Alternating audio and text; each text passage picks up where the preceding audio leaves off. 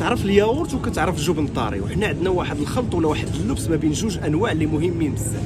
اليوم غنوريك الفرق بيناتهم. دابا بزاف ديال الناس تياخذوا بيرلي، كياخذ جيرفي، كياخذ ميسكلي، دانينو، بيرلي الزرق ولا جيرفي، تيقول لك هذا راه ياغورت. هذا ماشي ياغورت، هذا جبن طري اولا فخوماج فري. شنو الفرق ما بين الفخوماج فري والياغورت؟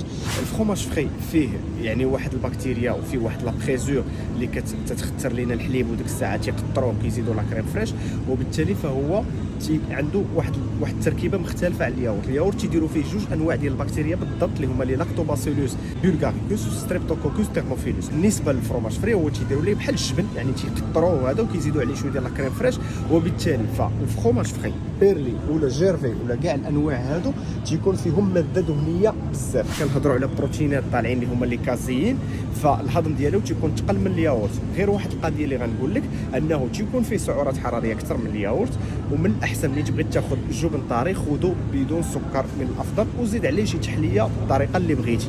فبيرلي، دانينو، جيرفي وكاع الانواع ميسكلي هادو ماشي ياغورت، وانما تتسمى جبن طاري. فالجبن الطاري تقدر ديرو في الخبز، يعني تقدر تشد بيرلي وديرو في الخبز اللي ما فيهش السكر. بارطاجي لي هاد المعلومه مع صحابك واك يعاون.